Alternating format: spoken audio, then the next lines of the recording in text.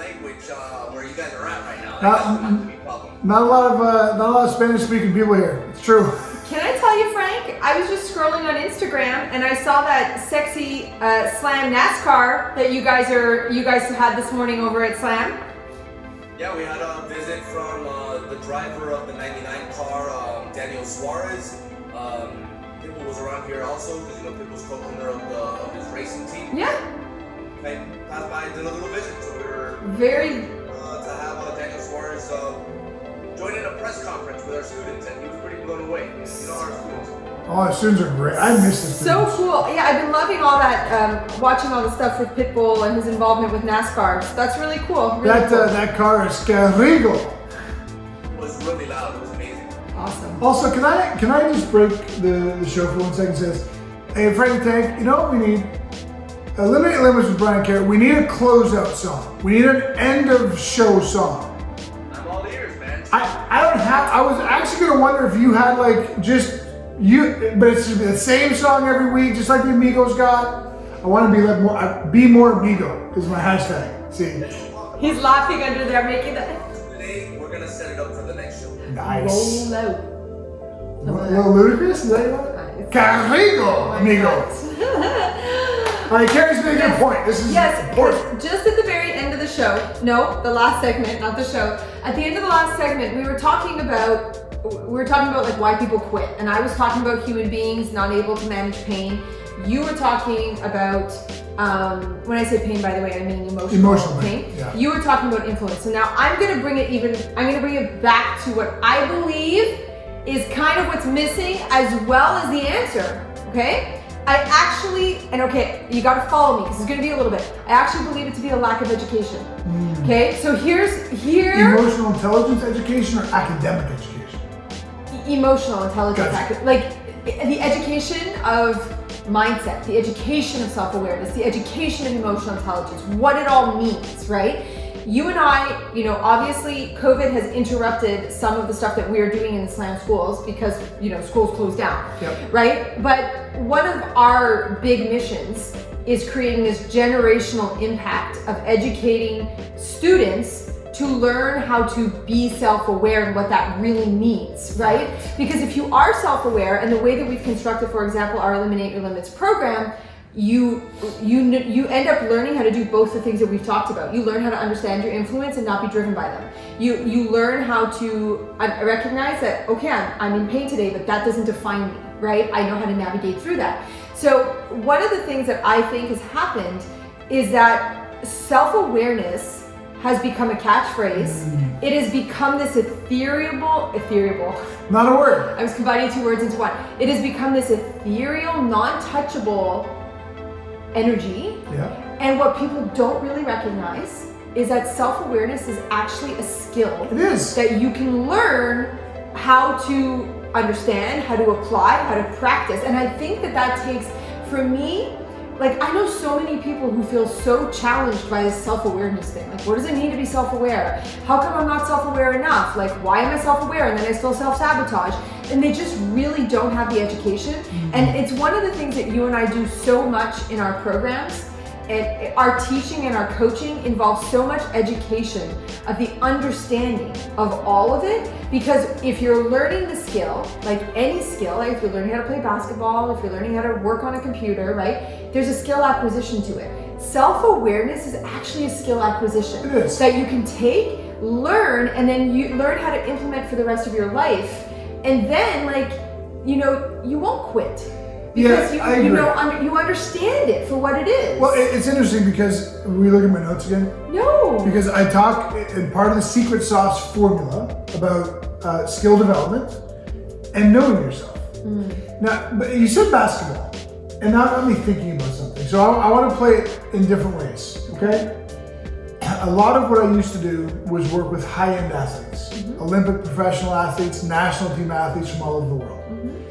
And I can tell you, I can promise you know what there is not present at that level of athletic ability? Hacks. There are no hacks. Right. None. Zero hacks.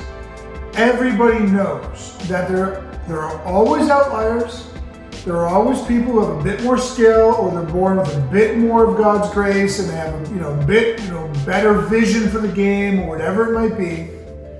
But even the greatest of all time know that the underlying necessity of their greatness is the hours they put into harnessing their skills. There's not an athlete alive who doesn't know that. They don't play with hacks. Right. Okay, now let me pull it into a different scenario. We've had the blessing, because he's such a wonderful man. We've sat down with Pitbull and had nice long conversations. And some of the things he says, that memories to me of conversations we've had. I know, because this is a great story. He still has this boombox, by the way. He, as a young teenager, used to make music on this kind of broken down old boombox thing. And if you're from our generation, you know exactly what that is. If you're not, you probably don't. Right? Exactly, put it on your shoulder. But think of the hours that guy spent writing lyrics, practicing them into the boombox. There's no hack. There's just no hack.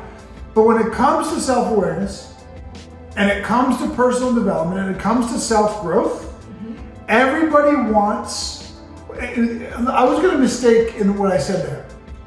It's not so much everybody wants to find the hack, although I don't think that's untrue. I think millions of people, the people who are living quietly desperate lives, are looking for the pill. They're looking for the easy. But there's just as many hack marketers who try to tell people that all I need is one session, this one technique will break it all down for you. Right. It doesn't work that. It would be great. Listen, it would be great if it did. But if you're talking about truly and deeply knowing yourself, it's a day-by-day pursuit. It's uncovering new nuances. It's about really digging into who you are and what your influences have been and what avatars that's formed around you as protection mechanisms, as an example. There are no hacks. Right. You don't go to a Tony Robbins seminar one time and walk away a new person and healed. Like, he wouldn't suggest that. The process of knowing yourself is a skill. And it should be one that you enjoy fostering. Yeah. Taking time with, having patience with. It's not therapy. It's not about therapy. It's about really getting into yourself. How you think, why you think the way you think. This, for me, is the third of the secret sauces. We know ourselves so well that for us, as an example, it's a small example, but it's not. I know about myself that the whole game of coming down to St. Cloud, working with a real estate agent to find a house, closing on the house, getting the house ready with furnitures, going shopping for those furnitures, building those furnitures, that is going to send me into neurological threat.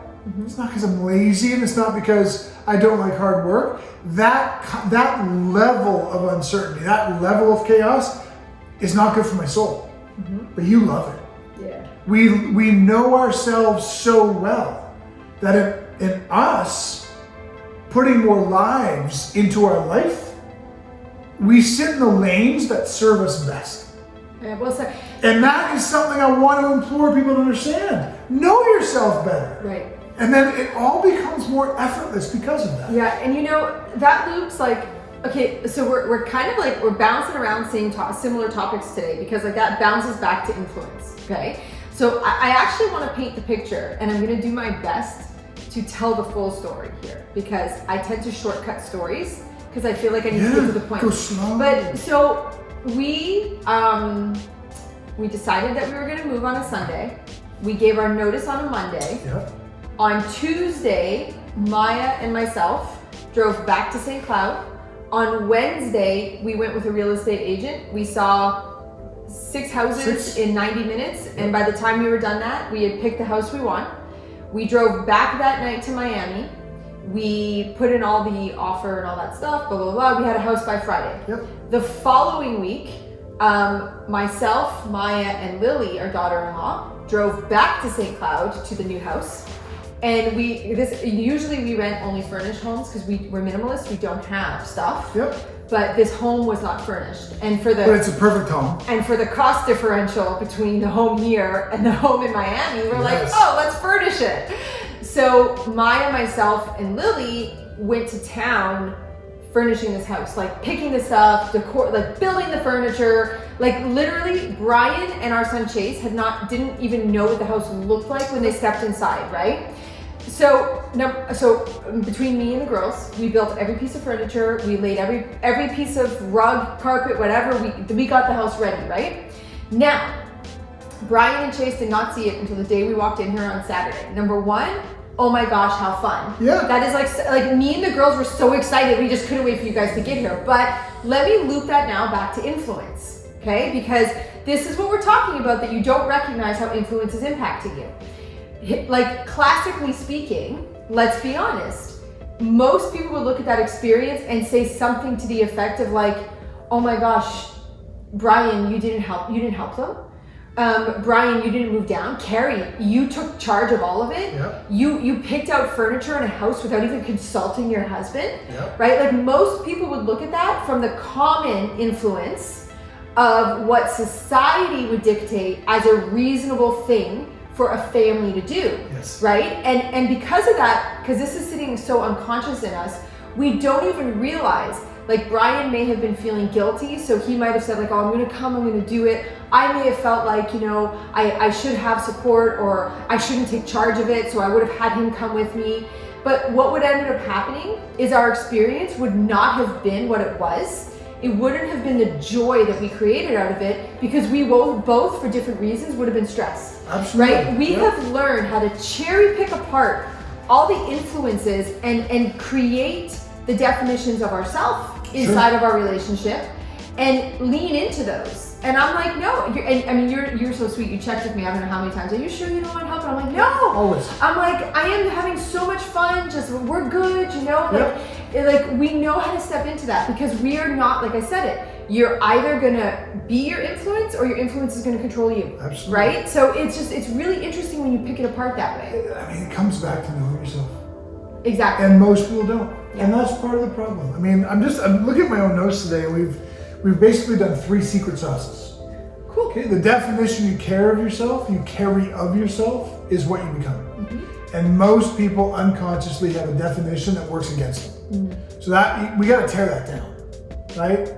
And that dovetails in with last week's show on how to build a free nature avatar for yourself. Right. So that's the first of the secret sauces. Mm-hmm. The second was, things take longer than you think they're going to. They take longer than you want them to.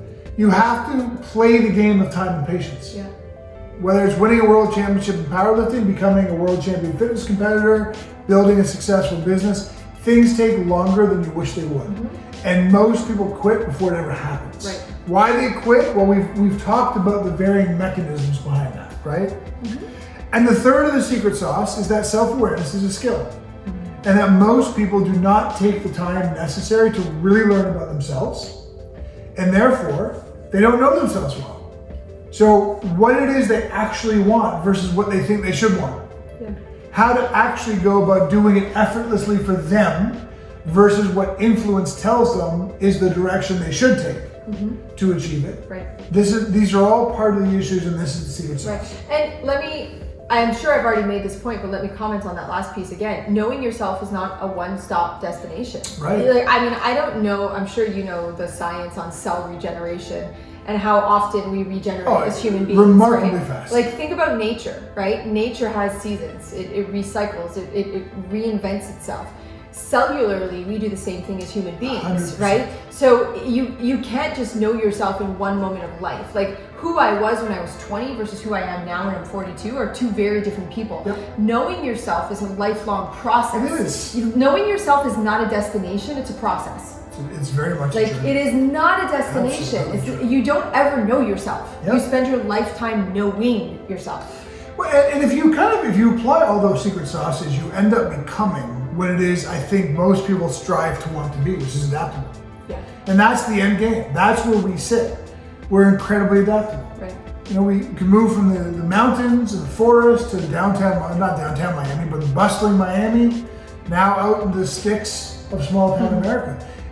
Adaptability is such a misunderstood quantifier in the success equation and the happiness equation for that matter. Right. I mean, I'm thinking about people I know who, if it doesn't go exactly the way they want it to go, they fall off the rails.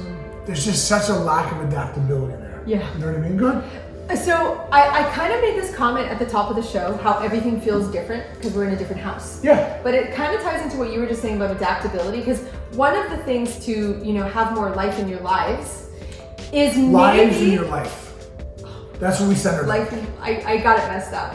But one of the things that I think, and we kind of touched on this last week when I made the comment, like, this is how you weather the storm, but don't misinterpret that for us not having moments during the storm where we're tired or whatever the case may be.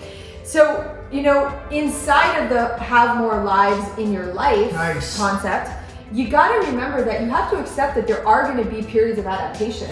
And sometimes periods of adaptation feel a little, I'm not going to say icky. I'll say icky. They feel a little bit weird. They feel a little bit, adaptation implies you're adapting to something new.